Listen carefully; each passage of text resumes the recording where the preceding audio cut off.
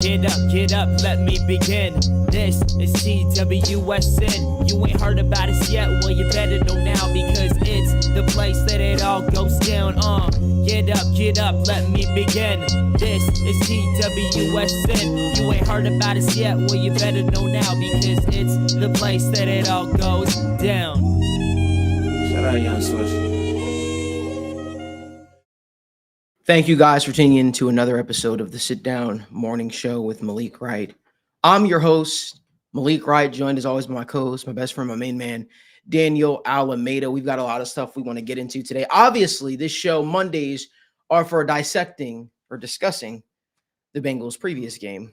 We'll be talking about that and so much more, but while we have you here, if you guys could do us a huge favor, give this video a like, subscribe to the channel, turn on post notifications so you guys don't never miss when we go live or upload content. But before we even get started, can you guys do me a huge favor?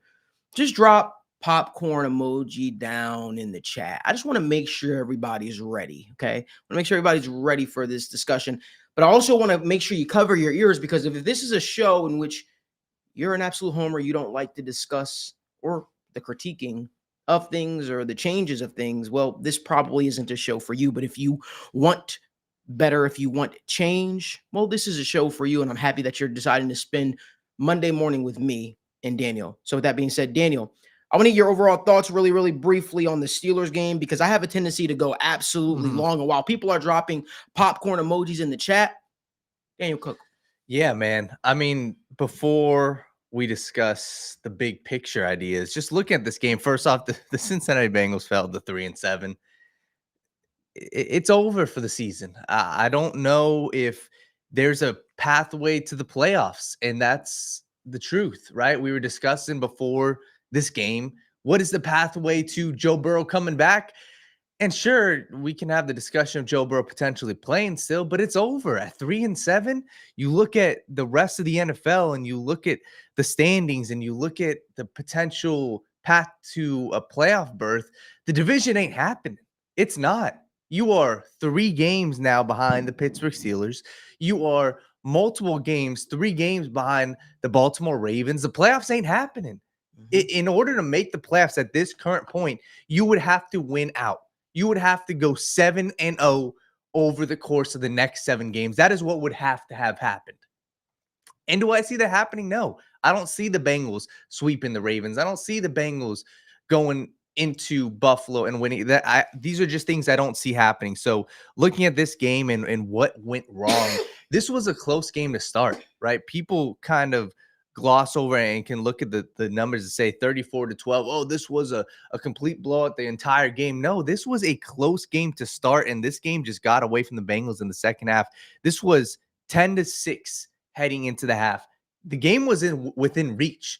Aaron Rodgers went down with an injury, and the wheels fell apart, right? But for me, the biggest concern I have with this game and with the Bengals over the past couple of games, it's been their time of possession. Over the course of this entire season, the Cincinnati Bengals are last in time of possession. That's what concerns me. In this type of game where you have a divisional opponent, you are going into opposing territory, you cannot be throwing the ball 40 times. It doesn't work. You need to be able to control the clock, especially when you look at the other side, a team that had multiple defensive touchdowns. How do you still lose the time of possession? It's because you can't control the ball. It's because you don't have a good feel of the game. And like I said, I think that's where my complaints lie with this team, because they were behind the sticks multiple times. You had no real rhythm on offense. And that's what happens when you have a good defense that can adjust to your offense. So I think the Bengals expected what could have happened, the last game in the Unk Bowl, but the Steelers did a phenomenal job. All credit to them. A great job with their safeties, Jalen Ramsey, Kyle Duggar. They made it very simple. They said, hey, we are going to double team Ja'Marr. We are going to take T. Higgins out, and we are going to force the other guys to beat you. And when that didn't work, the Bengals offense reverted back to the mean. Joe Flacco looked like an average quarterback. When you put pressure on him, that's what's going to happen. So I thought the Bengals defense, for as much crap as bad as the tackling was, I thought they played better in the first half. I thought that they really buckled down in the red zone. They held the Steelers in the first half to those 2 field goals in the red zone. I thought those were very big defensive stands. And like I said, heading into the second half, you gave up 10 points. I'm fine with that. I can live with that. And all this talk about offense, where was it? You gave up 10 points heading to the second half, and I think that's where my biggest concern was, because like I said, the Bengals defense, yes, Geno Stone is a very rough watch. Yes, Geno Stone should not be your starting safety next year. Yes, the linebackers gave up 10 of 11 receptions. Yes, Barrett Carter looks terrible. But with all of that being said, with your defensive line, all of it, without Trey Hendrickson, you had guys kind of step up. Myles Murphy, round of applause. That was his best game, at least I've seen his entire career. Multiple times he had a couple bad run fits, but he had 6 total pressures. He was putting pressure on the quarterback, and he was making plays happen. So for me, I want to give a shout out to him. I thought he was one of the guys that played better than he has in the past. And moving forward, the last thing I'll say on the defensive side, the Bengals have 2 cornerstones in Dax Hill and DJ Turner. Those 2 guys are NFL caliber starting cornerbacks. Those are 2 guys that can win at the NFL level at the cornerback position. I thought those 2 guys, they played their asses off. And I think those are 2 guys that I look at when I look at up and down on this defense. Those are the 2 that I'm circling saying, hey, in 2026, those guys are cornerstones for your defense. But besides that, the offense was a rough watch. And like I said, I think that this was a game that got away from the Bengals, and 12 points is never enough to win a football game. And I hate to say it, but this is the culmination of the Cincinnati Bengals right here. So 34 points was not all in the defense. I thought the defense played a little bit better, but still, Mason Rudolph dicing you up and dropping 34 points on your team is never going to win your football game. So Thank you, Daniel. That was very good. And I thought you cooked, and I thought you made a lot of great points there. I do want to say this, and this might be lost in everything that took place yesterday. Before I discuss and say the things that are on my mind, I want to start off by saying the defense did play better yesterday, guys. I know that's kind of a hard thing to look at, right? And because we're so used to the offense playing out of this world and then the defense shitting the bed. And theoretically, that didn't happen yesterday. The defense gave up, what, 2 touchdowns, right? They had a pick 6. They gave up a couple field goals, but they were at least getting stops. It felt like at points they were also battling the referees in there. Was it perfect? No. I understand the vision for guys like Barrett Carter and Demetrius Knight. It's going to look ugly before it looks a lot better. I think this is valuable experience that these guys are getting. I thought the cornerback position played well. Also, one spotlight I want to give a shout out to was the Bengals offensive line. They seemed to look like they were kind of gelling and finding some things. Chase Brown rushed for almost 100 yards yesterday. There were some positives to take away, but now can I be real with you guys? Am I okay to be real, Daniel? Yep. Marissa, am I okay to be real? So first and foremost, I'm going to take you guys really, really back. My name is Malik Wright, right? I am from a place called Montclair, New Jersey. I grew up a lifelong Bengals fan, and when I first entered this industry, I had hopes of at one day covering the Bengals. When I realized that was not going to be a reality, I said, you know what? I still want to cover the Bengals. I still want to cover the Bengals. I still want to do so much. And, you know, when we were looking at places that we wanted to move the business to, we looked at Delaware, right? No state income tax. We looked at Boston, Massachusetts, right? Me being an East Coast guy. And then I visited a place in 2017 for the first time ever in my life called Cincinnati, Ohio. I was greeted with hospitality. I was greeted by so many kind fans, so many people that treated me like family. I told Daniel, this is where I think we should move the business to. Lo and behold, a few years later, we moved the business to Cincinnati, Ohio. The rest is history. We're credentialed media with the NFL, UFC, NBA, so on and so forth. Now, I say all of that to say, I want to make sure I'm extremely clear. The Cincinnati Bengals do not sign my paychecks. Let's start there. I do not have, I do not gain anything, I will say, by speaking positively or even speaking negatively about them. You know, for me, I always wanted to provide change. I hated the way that the Bengals were covered by the national media, because growing up, I remember looking through Cincy Jungle and all these different sites. And guess what? It was never anything positive about the Bengals. So I said, you know what? We look at all these exterior media outlets and personalities, and we say, you know, we want them to talk about the Bengals, prop the Bengals up, but the Bengals hadn't given you enough to really talk about. I remember when I sent an email out to some people at the Bengals back in 2019 where I said, I'm going to move to Cincinnati and I am going to be my goal is ultimately to be the change that I seek, right? I want to be a part of that driving force because I do think Cincinnati is such an untapped, real big media sports market. And here we are. Here we are. Why did I bring all that up? Because, there are folks that try to gatekeep what you can say or how you can say things. Let me first talk about saying I did not grow up in Cincinnati, Ohio, but I feel so passionate about this thing, about what I'm building, about what the Bengals could potentially build. That I've rooted my life from New Jersey, 8-hour, maybe even close to a 10-hour car ride, drove here, no family, nothing out here, to build on a belief that I had. Daniel did the exact same thing, but from California. So I say all that to say, you can question anything, right? I don't ask for money from this fan base. All I do is I step foot on this show, right? Each and every single week.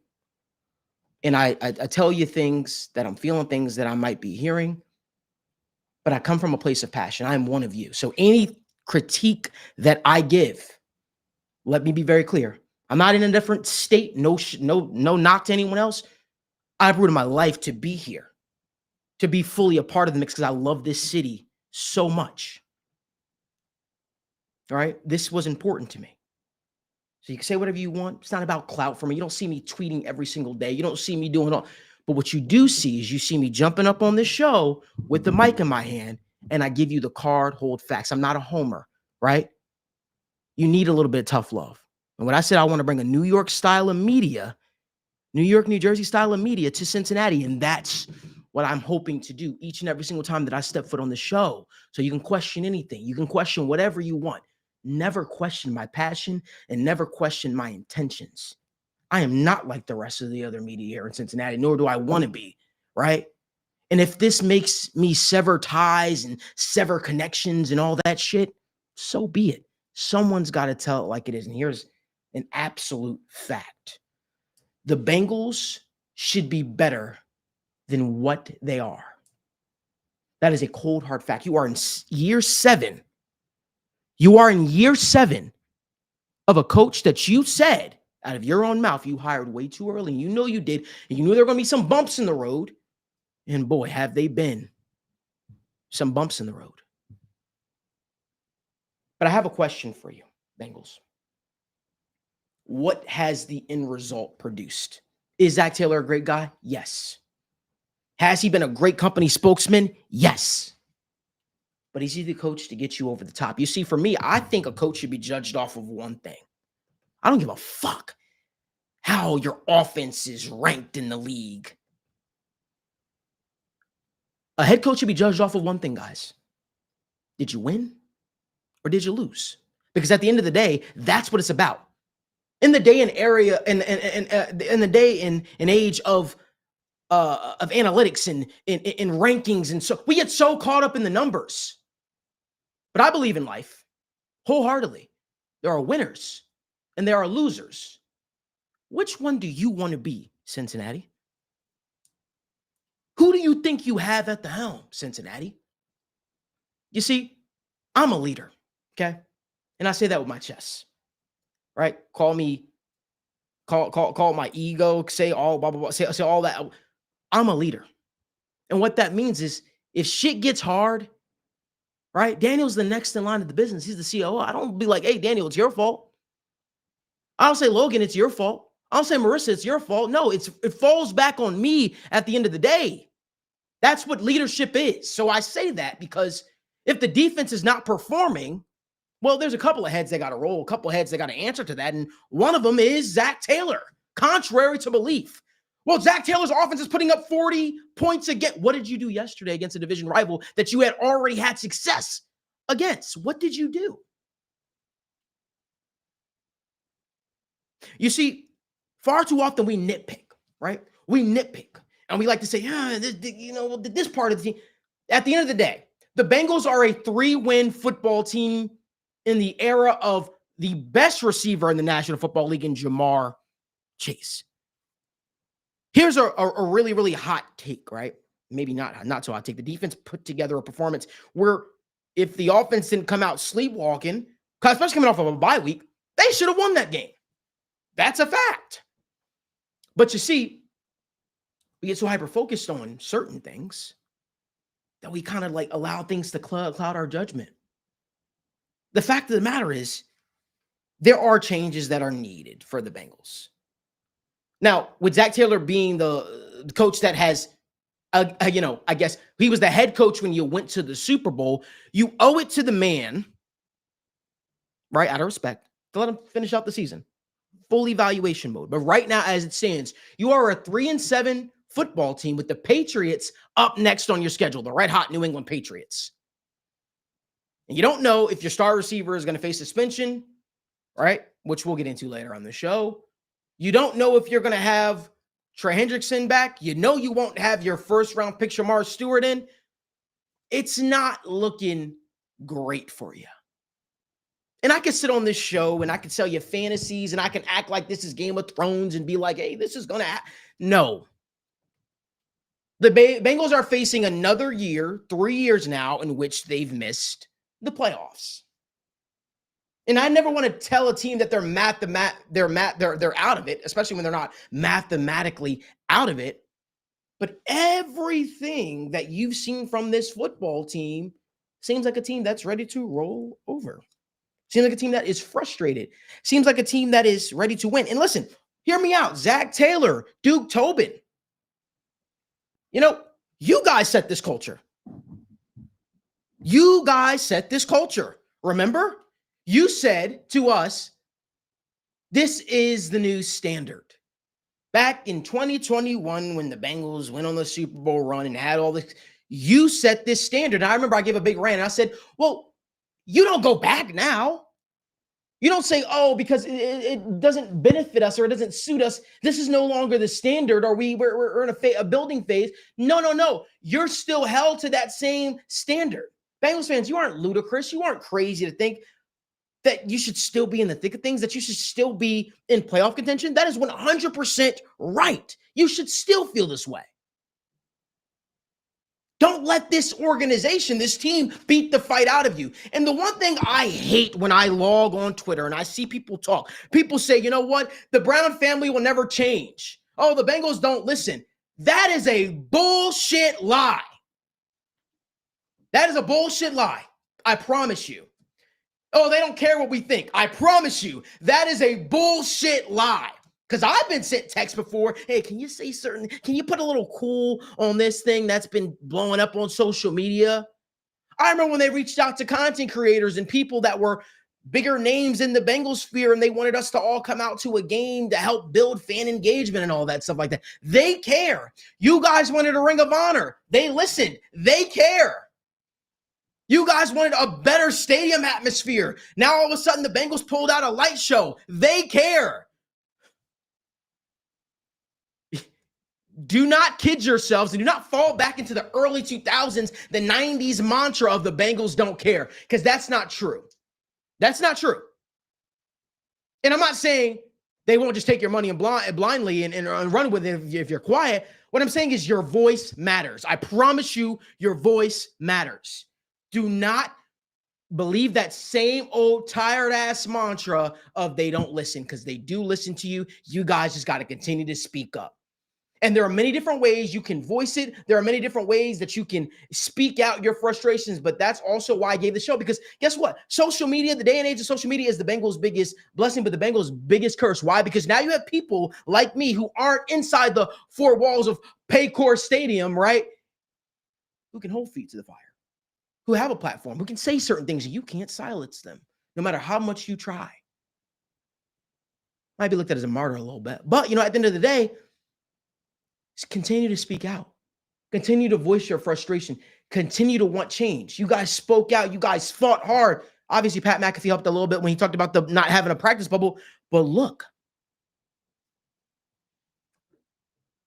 you guys can promote change, because guess what? The only way that they understand is the only way that any business understands: hurt their fucking pockets.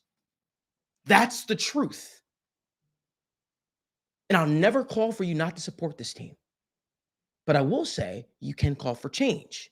Do not sell yourself short. Do not think that, the same old father's Bengals, same old grandfather's Bengals, we're not going to win anything. No.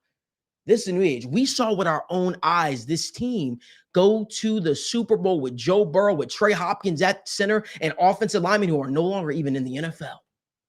Never think for a second your voice does not matter, because it matters. Continue to speak out. Continue to promote change. And that is an absolute fact. So now that we got that part out of the way, right, which is the cold hard truth, we could talk real about this.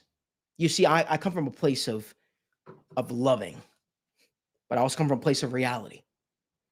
The fact of the matter is no coach and quarterback duo has ever won a Super Bowl together after year 5. All things considered. Never happened. Do you think Zac Taylor is the person that's going to buck that trend? Because in year 7, you're still seeing rookie mistakes from a situational coaching standpoint. You're still seeing it. The mismanagement of timeouts, the mismanagement of the game, play calls getting in late, having to call a timeout right away. This was the most unprepared team coming off of a goddamn bye. And this has been the message continuously. This has been the routine continuously. Aaron Rodgers left the game. Aaron Rodgers left the game. And you let Mason Rudolph and the Pittsburgh Steelers go down the field on you and win this game. You folded. So again, while we're talking about how good the offense has performed, Zac Taylor's not just judged off of how the offense performed. He's also judged off of how the goddamn team performs. And right now, it says the Cincinnati Bengals are 3-7. So regardless of me sitting here yelling into a mic, let's talk about what changes are needed. Would you agree, Daniel? Yeah. Okay, let's talk about what changes are needed. Here's a couple changes that are needed.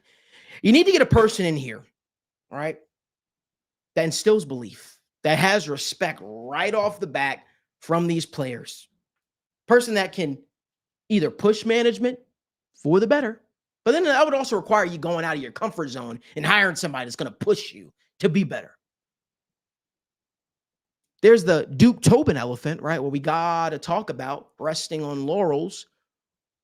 There's got to be a little bit of a different change of philosophy. It's very clear to me, right? They're stuck in their ways, especially from their drafting philosophy. The Bengals have told everybody within earshot, at least the last few combines I've gone to, and I've gone to every single combine for the last 6 years, well, we need a 3-tech. We need a defensive tackle that's going to change the game. And why haven't you gone out there to make the move necessary to go out there and get that game-changing defensive tackle? If you swear that's what you're missing, why do you choose to stay pat? Are the picks that coveted to you? Because the picks result in Myles Murphy and Shamar Stewart and who else? Jonah Williams? Is that what it is? The fact of the matter is, the standard changed when the Cincinnati Bengals went to the Super Bowl. And now we're like, no. We want to give Zac Taylor grace because Joe Burrow's been injured. Joe Burrow's been injured 3 fucking years. He's had to miss 3 seasons, right? Because of an injury. At some point, he was out. Good coaches adapt to the situation that they're accustomed to. Good coaches don't say, you know what, Jake Browning is still the best guy that can give us the job, can give us the best chance to win. You have pure evaluation to see this guy all throughout training camp, all throughout preseason. It's very clear, not good enough. And now all of a sudden you had a spiritual awakening where you say, oh my God, we need to go out there and make a move at quarterback. That's incompetence on your level. That's incompetence on your part, on Duke Tobin, on Zac Taylor. Right? Because that's the backup quarterback's job, right? If you're in a pinch and you need him to come in there and start, well, guess what? You got to put him out there. You don't even have a guy that's capable of that. You were fooled. Lack of film that was out there on the guy. You were fooled by the result that he produced a few years back. And you thought he could replicate the same exact thing, and you couldn't. Now you're shocked. Why? Again, to me, that's resting on laurels. That's not trying to get better. That's saying we're going to stay complacent. Listen, in every football team, we've seen it with teams like the Rams, the Eagles. Every football team should be in full evaluation mode each and every single year. There are a couple of guys on your team where you know for a fact that guess what? These are our guys. Guys like Joe Burrow, right? Guys like Ja'Marr Chase, guys like T. Higgins, and Trey Hendrickson. You know those. You know those are some guys that are fixtures. Everybody, every single year should be producing at a higher level. You should be in competition to compete with some of those guys. So that way the roster does not get stagnant. What competition has B.J. Hill had? You're still wishing for a first-round defensive end to show up that hasn't shown up yet, to show you something that they haven't shown you yet. We rest on laurels, but where's the spirit of competition, the spirit of wanting to get better? Oh, we're not going to draft Jahan Campbell. Why? Because, we have Logan Wilson, right? And now, look, he's gone, right? To me, the whole entire operation needs to get blown the fuck up. That's just it. And I don't mean all the players, because guess what? You're not going to be able to swap out, 50-plus players. That's not realistic. So you need to get people in here that can get the most out of these players, because it's clear the people that you have in the building can't do it. It's clear as day. Joe Judge, I always reference this. He said it best. Don't tell me why a player doesn't fit your system. Tell me what you're going to do to make the player fit your system. And if the player doesn't fit your system, why the fuck did you draft him anyway? Oh, Jermaine Bird's not playing. Why? Oh, because he's got character issues. You knew that when you drafted him. You knew it. McKinley Jackson's just now really seeing the football field, real snaps in week fucking what? 11? What week are we in? 11.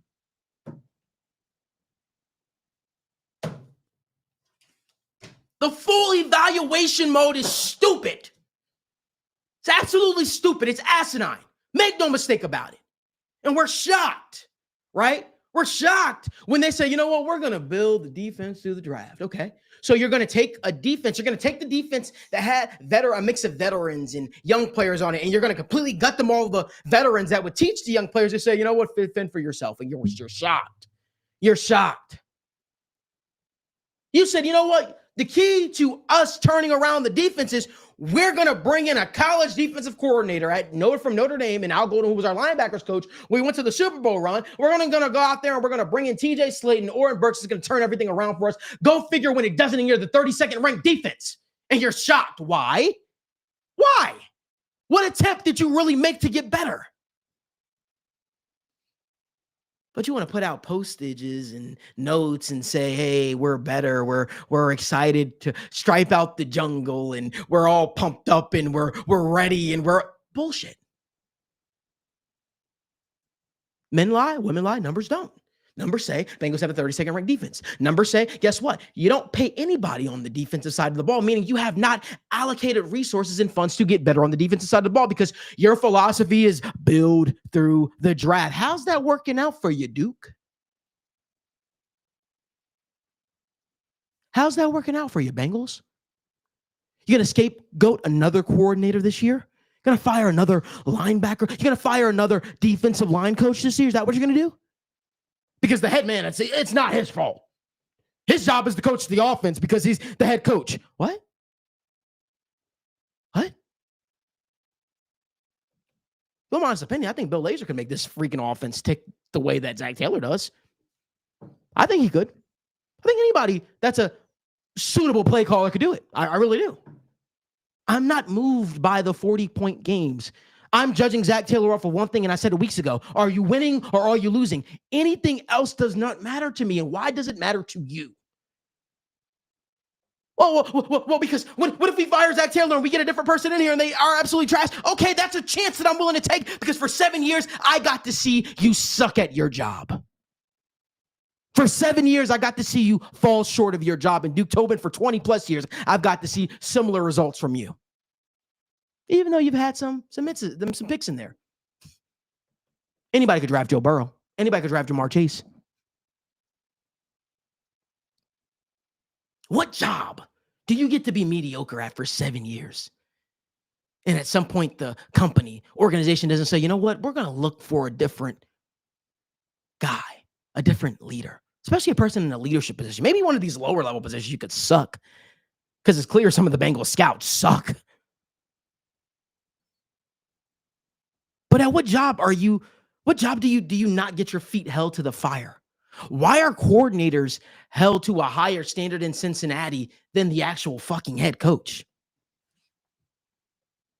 Why? That's weird, isn't it? Because to me, you should only be judged off of one thing. Are you winning or are you losing? So let me guess now, the talk is going to be Al Golden can't develop guys, right? So Lou couldn't, right? That was the talk.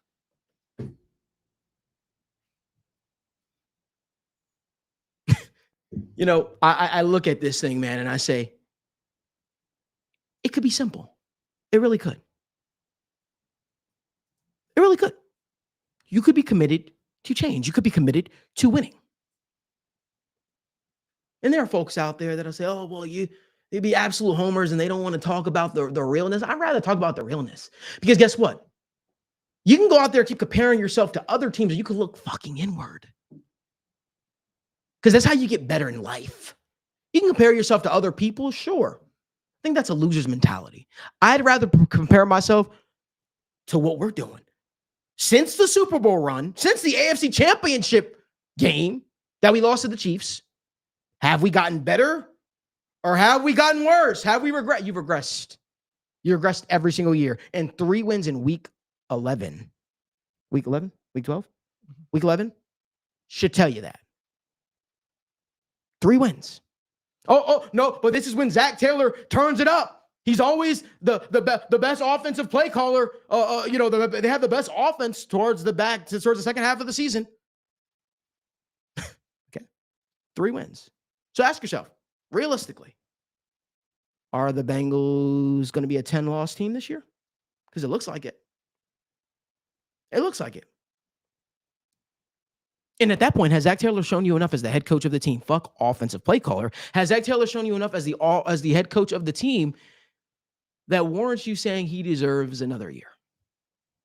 And if he has, well, I got nothing for you, because in true Zach Taylor fashion, they might go on and beat the Miami Dolphins. They might go on and beat the Arizona Cardinals. And you might tell yourself, hey, see, the team didn't quit. No, team is just better than the players that they're going up against. Judge him at the end of the day off of wins and losses. That's it. Year 7. 7 marks completion in the Bible. And year 7 should mark the end of Zach Taylor as the head coach of the Cincinnati Bengals. Daniel, what say you? Yeah, man, you cooked there. This is an embarrassment for the Bengals. That's the truth. And through everything that you said, I've come to the conclusion, even just looking at it, I'm with you. It's over. And I'm curious to hear you guys in the comment section where everybody lies with the Zach Taylor conversation, just because I can't do it anymore. I can't. And the frustration that Bengals fans are feeling is rightfully so. You have a team that is ready, and I hate to keep looking in the past as well, but I look at last season as well. I think that was a fireable offense. I think that missing the playoffs with that type of production from your offense, from Joe Burrow, from Ja'Marr Chase, that falls back on somebody. And last year, the guy that fell on the sword was your defense coordinator, Lou Anarumo. Who is the guy that is going to fall on the sword this season? Because I view last season as a tragedy, because I felt like that team had the makings in the field heading off of the bye week, heading into the playoffs, that they were on a run. That team could have made a playoff run, and you didn't even get a damn chance. So you look at this season. What head coach can survive a 5-win season, a 6-win season? What head coach can? And I don't think that Zach Taylor should be excluded from the criticism. I don't think he should be excluded from saying, hey, his job potentially could be up, because at the end of the day, 3 straight seasons, if they don't make the playoffs this year, that's 3 straight seasons you miss the playoffs. You should be out. I'm sorry. And a huge portion of the blame, yes, should be on the defense. The huge portion of the blame should be on Duke Tobin. But at the end of the day, the head coach, you can't keep getting passes. You can't keep playing the Joe Burrow is injured card. You can't keep playing the defense sucks card because you were the head football coach. So Malik, I'm totally with you. Zac Taylor should be out. And looking at this season, 3-7. Maybe I'm not on the train that Zac should be gone right now, but heading into next season, he should not be the head football coach. And just looking at the schedule for the Bengals, it ain't going to get better. It ain't. Maybe you pull out a win against the Baltimore Ravens, sure. Maybe you pull out 3 straight wins at the end of the season against the Miami Dolphins and the Arizona Cardinals and the Browns, sure.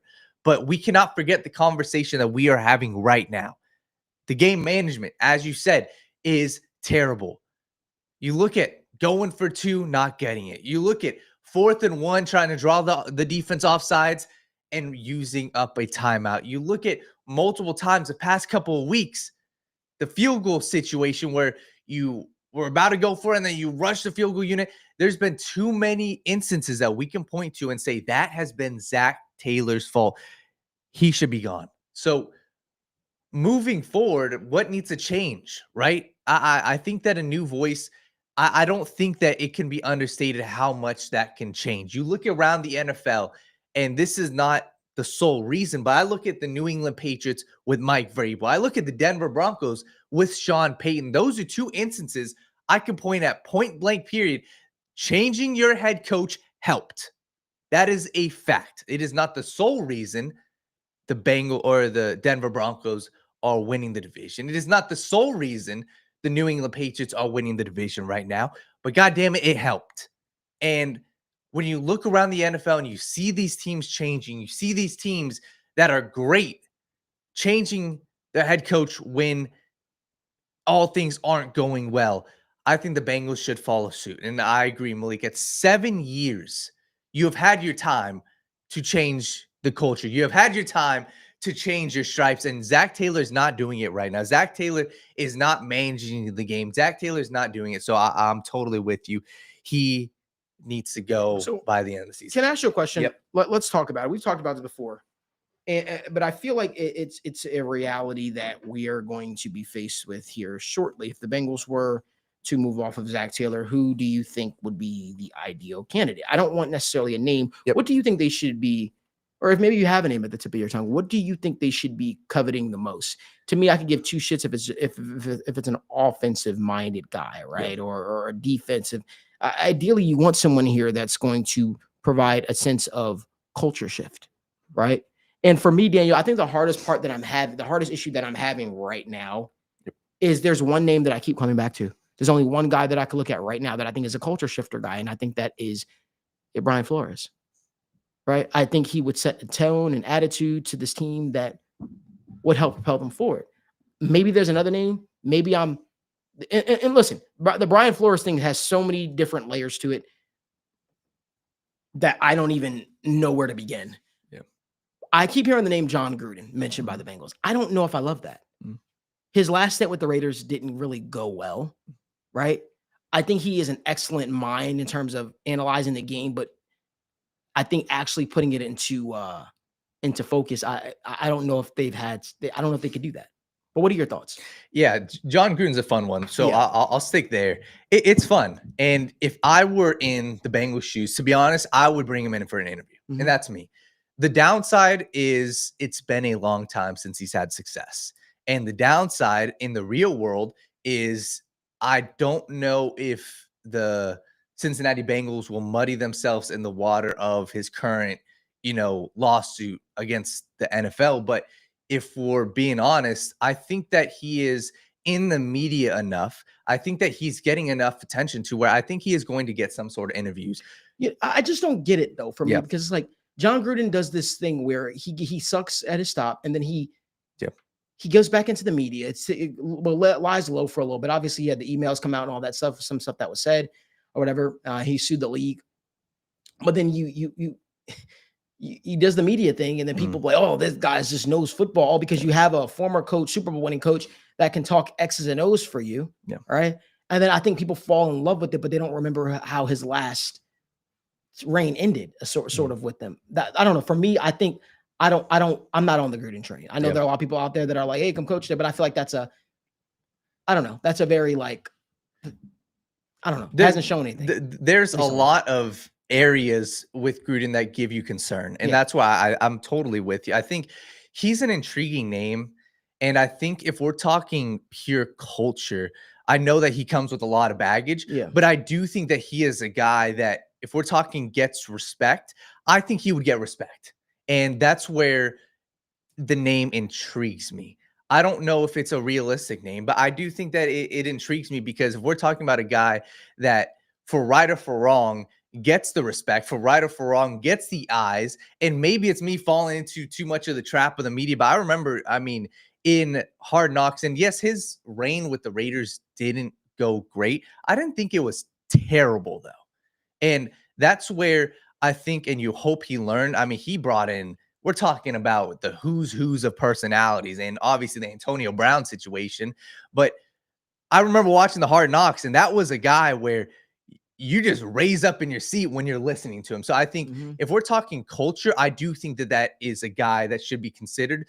The serious question mark is he's long removed from a Super Bowl. That was 20-something years ago. And this is a guy that he hasn't been in the game the past 3 years from a coaching standpoint. So he is not at the top of my list. But if I were the general manager, if I were in the organization, I would at least bring him in to hear what he's giving me different than these other candidates. But if we're talking realistic, I don't know how realistic it is that the Bengals would entertain Gruden. But I honestly don't hate the name, to be honest with you. But going at Brian Flores, I agree with you. I think Brian Flores is a culture shifter, and I think that he is a guy that could change the tone of the Cincinnati Bengals. And I do agree that it shouldn't be a focus of offensive or defensive minded guys. But a lot of times when you look at guys and teams that have won the Super Bowl and teams that have changed their head coaches, you go look at the Denver Broncos when they brought in Peyton Manning, they brought in John Fox. You go look at some of these different head coaches that have won at the highest of levels, and it's been a change. It's you bring in a defensive-minded guy, and it works. John Fox came into a Denver Broncos team that was terrible on defense, and he completely overhauled it, and it worked. So I think the Brian Flores name is interesting, and where I settle on right now, as it currently stands on November 17th, I would want somebody who's had head coaching experience somewhere. That's where I settle on. And that's where the names of Brian Flores intrigues me. That's where the names, even the name, I think Logan brought up, Jeff Hafley from the Green Bay Packers. Yes, he's the defense coordinator for the Packers for only 2 years, but he's been a head coach at Boston College. And I don't think that, and you said it best, you talked about leadership. I don't think leadership can be understated. And I don't think that being a head coach somewhere, I don't think that should fall on deaf ears. So when we bring the name of Brian Flores, Jeff Hafley, even like you look at Robert Saleh, not one of my first choices, but these guys have been head coaches somewhere. And that's what intrigues me about those guys. Even a name that we've talked about and that I would be intrigued if he gets fired from the Browns. I think Kevin Stefanski would be a very intriguing one because you look at the guys, the retreads that have done well on their second time. Their first stint didn't end well. You look at Andy Reid with the Philadelphia Eagles, you know, it didn't really end well. You look at some of these different guys, Mike Vrabel with the Tennessee Titans didn't really end well, but it's not really how it ends because a lot of times that can be chalked up to that previous organization and it's just not working out. So those are some of the names. Like I said, I think Kevin Stefanski should be a name that if he ends up getting canned, and right now the Browns are sitting at 2-8, it's not going well. All Browns fans are calling for his head. I think he is going to be a name that is going to get picked up if he were to get fired. And maybe it's too early to discuss him, but two-time head coach of the year, that is a name that really intrigues me. So, yeah, I think when I look at it, and we're discussing it, I wonder if one of your best options, if you were to move over Zac Taylor, would be a guy that hasn't shook loose from a job yet. You know, there are some intriguing names for me, all because of the job they've done in the past. I don't know if Kevin Stefanski's done the best job of managing the culture in Cleveland. And I think that's where the issues might arise a little bit, right? I do wonder that. But for me, I like Brian Flores because he brings, right, he's from New York. He's a guy who brings a tough attitude, a tough mentality, and his defenses have been raved about because he's consistently gotten the most out of lesser talent.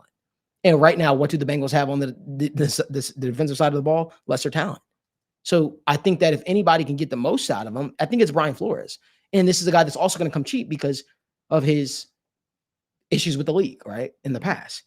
I do want to throw some names at you really quickly. Some guys that you talked about that have been head coaches before, just to get a feel, right? What happens with Pete Carroll with the Raiders? If we're really not judging people off of their last stop, how much could you blame what's happening right now in Vegas off of Pete Carroll? And I also think Pete Carroll gets another year. I really do. I highly doubt Pete Carroll's out after 1 year. But what are your thoughts on names like that? Right? Yeah. Guys like Pete Carroll. If we're talking about true culture guys, I know there's been some rumblings about Raheem Morris maybe. I just want to get your thoughts. Yeah, Pete Carroll is a fun one. I agree with you. I don't know if they can him. I see Raiders fans pissed off, and it seems like they should can him. I like a Pete Carroll name. Maybe a little too old, 73, whatever. But these are guys that if we're talking about, and let me get it straight. Somebody in the comment section was talking about why would a head coach come here? Let's not get it twisted. From a pure football standpoint, any head coach would live and die with the opportunity to have Joe Burrow and Jamar Chase on your team. That's the fact. And when you look at a head coach that just wants an opportunity, I think a Pete Carroll can come in here. I agree with you. I don't know if this is the hardest job out there, Malik. Yeah. And this is going to be, knock on wood, and we'll see if it happens. If this is available, this job comes available, I think head coaches are going to come crawling to the Bengals door. That's what I believe. And Pete Carroll is a name. Maybe it's not on the top of my list, but if he were to get fired, I think that his resume, it speaks for itself. And maybe he didn't have a great ending in Seattle. Maybe it's not going great in Las Vegas, but I don't think you can judge him just off of this season alone. Offensive line is terrible in Las Vegas. Their weapons are terrible. The quarterback has been terrible. It ain't working out. So Pete Carroll's an interesting name that I agree with you. I think that for me, it is that head coaching experience is interesting. Some of these other names, Clint Kubiak is one that is going to get thrown around, and I believe he is going to get a head coaching job. The concern with him is he's never been head coach, but that is a guy, if we talk about offense, I don't think you can have any concern about your offense. If you talk about establishing a running game, that is a top 3 running game in Seattle right now. He has done it with the New Orleans Saints. So I don't know if I like him for Cincinnati, but he is a name that is 1,000% going to get a job in my opinion. I think that Brian Flores to me is a very attractive name. I look at the job that he did with Miami, and just to remind y'all, because memory will make y'all believe that Brian Flores was a terrible head coach. He wasn't, guys, at all. So I want to just go off of this. So his first year as the Dolphins head coach, they went 5-11.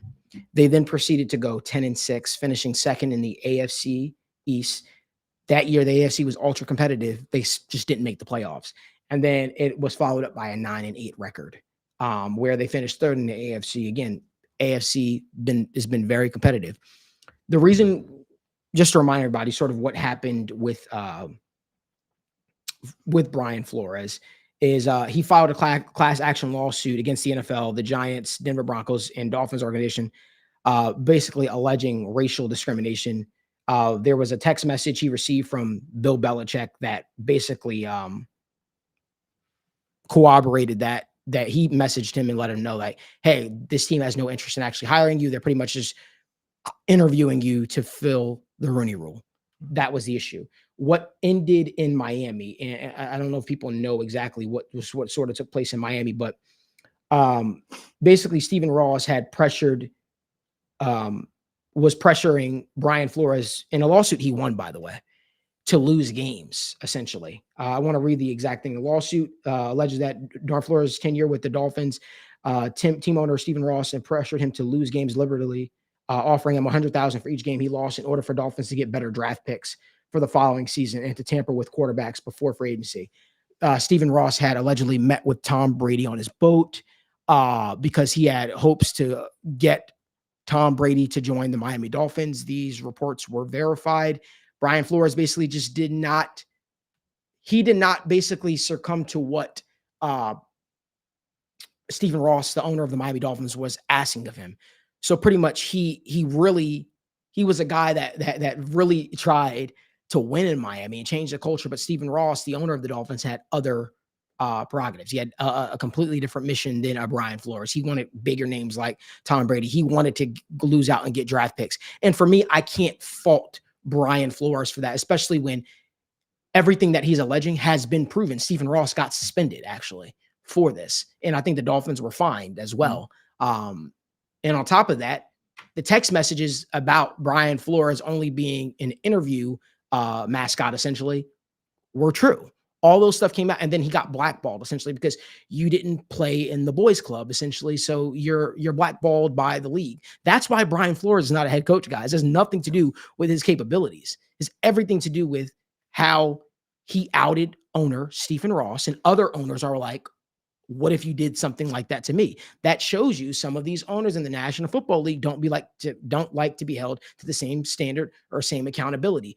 Everybody's very murmur on why Brian Flores is not, always considered as a head coaching candidate. But the truth of the matter is, he's not being considered because he has a genuine good conscience and he wanted to do right by the Miami Dolphins. And he was actually changing the culture. 10-6, 9-8, you get fired after that. And then since then, we see what's going on with the Dolphins. For me, at the end of the day, I think that Brian Flores makes a lot of sense. Let's talk about Vance Joseph. Vance Joseph was the former Bengals defensive backs coach. It was very weird here. I know the Bengals really, really liked him. They blocked him once from interviewing with a job, and then things got very, very tense here. And then he obviously went on and left, and but Vance Joseph has put together some pretty good defenses with the Denver Broncos. I feel like he's reestablished himself. His first stint in Denver, funny enough, as the head coach, didn't do well. I was talking to my good friend Benjamin Albright. Maybe I'll have him on the show here soon to kind of talk about his run in Denver. It wasn't all his fault. Things just did not go. Things weren't in a stable position at the time. Obviously, him and John Elway didn't always see eye to eye on things, and it was a fundamental differences. But I do believe that Vance Joseph, although he's not like the sexy name, he's very similar to me of a Todd Bowles name. He'd be a guy that can get the most out of your defense. You also see the job that he's done with the Denver Broncos this stint around. Listen, with the win yesterday, this is only a guy that's continued to raise his stock again in the National Football League. But yeah, I like Vance Joseph. I think Vance Joseph is a guy, since he knows the family, I think he makes a lot of sense for a lot of reasons. Daniel, what are your thoughts? Yeah, like as we're having this conversation, he sounds like one of the more likely names. Yeah. And Vance Joseph, we're talking about a guy that could win over the fan base. I think you look at this season, 8-2, you look at what he did against Patrick Mahomes yesterday. He made that offense look like trash. He outcoached Andy Reid yesterday. I agree with you. I think going back to their first stint as well, if I'm not mistaken, and yes, it's not all because of a quarterback, it was Brock Osweiler, Paxton Lynch, and I believe Case Keenum. Like, that is not a world of talent at quarterback. And those were, I believe, 3 guys that you had to cycle through over the course of 2 seasons. And he was 5-10 and 5-11 and 6-10. Not a terrible record, but it didn't go great. But it kind of checks the box of former head coach. It checks the box of familiarity, and I believe he's got a connection with Duke Tobin as well. They were I believe they played college football together at Colorado. So that's a connection to the organization, and I think that's where this becomes a realistic opportunity. And I think that he does check a lot of these boxes, because you look at most of these head coaches, or over 60% of these head coaches that are typically fired, they either have a connection to the organization, they either have a fit that the team is currently needing, and they've been a former head coach. So I think that he checks those boxes, and he has been a phenomenal defense coordinator over the past 2 years. Yes, they have great talent, but they are a top 5 defense right now. They were a top 5 defense last year. I think he is a very safe and realistic name. And his coaches, it's funny, his head coaches, his quarterbacks when he was the head coach of the Denver Broncos at the time were Case Keenum, Trevor Siemian, Brock Osweiler, and Paxton Lynch. It was just completely shuffled there under so many circumstances. But with here, he would already have the offense sort of in place. So maybe he'd be better suited. And the Bengals really viewed Vance Joseph extremely highly. They saw him as a future head coaching candidate in this league. And I think that's why they blocked him. They wanted to try to keep him. And, again, we'll see how that whole thing shakes out. But I've got to think if they were to move off of Zach Taylor, I feel like Vance Joseph would be an obvious candidate. He's been a guy that's been a head coach in the National Football League before. He's reestablished his value. Teams are coming away extremely impressed with Vance Joseph. So yeah, man, I agree with you, man. But somebody said, how about Mike McDonald? Mike McDonald's done a great job with the Seattle Seahawks. Daniel? Yeah. Mike McDonald. Yeah, he's with the Seahawks. I wonder if he was maybe thinking about somebody else. But one thing, just the Dan Pitcher conversation for me personally, I'm kind of good off of it. And the reason why this isn't an indictment of who Dan Pitcher is, but if you are moving off of Zach Taylor, I think you need a new voice. I think you need to bring in somebody new. And when you look at the history of the head coaches that have done well, a lot of times the ones that have done well aren't the guys that have been hired from the building. It's just a fact. You look at the Antonio Pierce situation, didn't work out. You can look at Vance Joseph with the Broncos. He was hired from their DC to their head coach. A lot of times it just doesn't work out. And I'm not the biggest fan of just elevating Dan Pitcher, because you owe it to him then to give him 2 years at least. And I just don't know if keeping the same voice in-house, if that's the best possible scenario. I think the best case scenario, if we're talking about Dan Pitcher, is hiring a defensive-minded guy and keeping Dan Pitcher and saying, hey, this offense, Dan, is yours. Because that would be an upgrade for him. He's not calling plays right now, and that is a fact.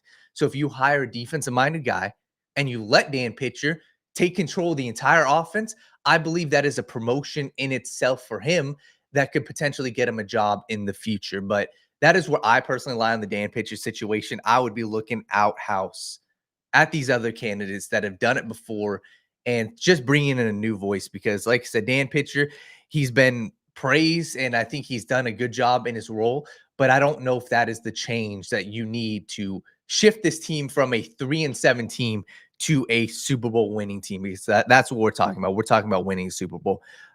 Jacob Mann discussed Joe Brady. I think Joe Brady. Jacob, what's up, man? It's been a while since I've seen you. Hope you're doing well, man. Sorry. No, you're good. I think Joe Brady should be in the conversation. And the positive for him is just the connection to Joe Burrow. And it's the fact that the Bills, they have a good offense. The question with that is, how are you going to deal with him being a first-time head coach, and how much of the success of the Bills are we going to attribute to just the talent that Josh Allen is? So, and here's the thing too with the Joe Brady thing. Some of these guys that people are talking about right now, the way these coaches are getting paid now, $10 million a year, $12 million a year, you got to think that similar to how Ben Johnson got paid, right? These guys are going to cash in. If we're talking about the Bengals not being willing to spend a crap ton of money, right, on coaches, because that's just their way. You feel like Brian Flores and Vance Joseph, while they keep flying under the radar, these guys are guys that are probably going to come at a price in which probably makes sense, especially a Brian Flores. He'd probably come extremely cheap because he just wants a chance to be head coach again and improve himself.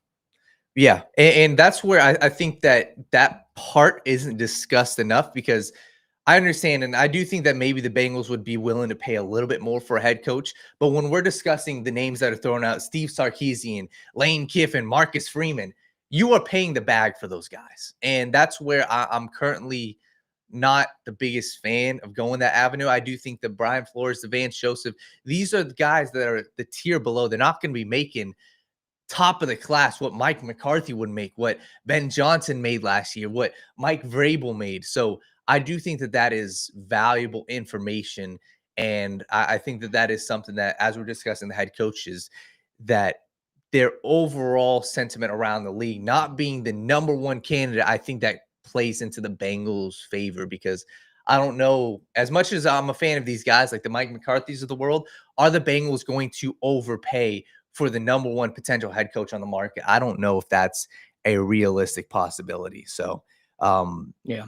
Well, listen, guys, we want to thank y'all so much for tuning in with us. We'll be back live again Wednesday. Again, I don't know if you guys saw my announcement on Twitter. We're actually going to be having people call into the show. Just going to ask that when you not call in, but joining us virtually on the show. Just going to ask, make sure your Wi-Fi is all good, all crisp, right? Because we don't want any lags. We want to hear from you guys. again, I don't do this for likes, clicks, none of that. I do this because it's a true passion of mine, right? My moneymaker is my business. I do this for real passion. If you guys want to come share your thoughts with us, whether you want to tell me I'm an idiot, whether you want to vent with us, whether you want to discuss with us, that's going to be the time for you guys. That is why we do this show. So I really sincerely hope that you guys join us on Wednesday. Respond to my tweet if you can. I'll also make sure I put a post up on YouTube. Respond to my tweet too with your email, and we'll get in touch with you. And we'll try to have as many people on the show as we possibly can on Wednesday, as we allow you guys to sound off, because State of the Jungle is truly a show for the people, by the people. Again, if you guys could do us a huge favor, right? We've had over 200 people watching us live. Give this video a like, subscribe to the channel, turn on post notifications so you guys don't miss when we go live or when we do upload content. Listen, it's rough right now. Make no mistake about it. It's rough right now.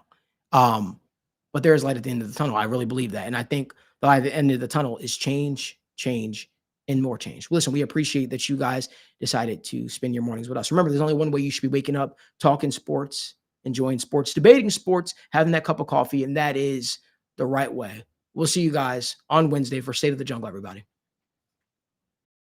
This is 𝗕𝗘𝗧𝗏. You ain't heard about us yet, well, you better know now, because it's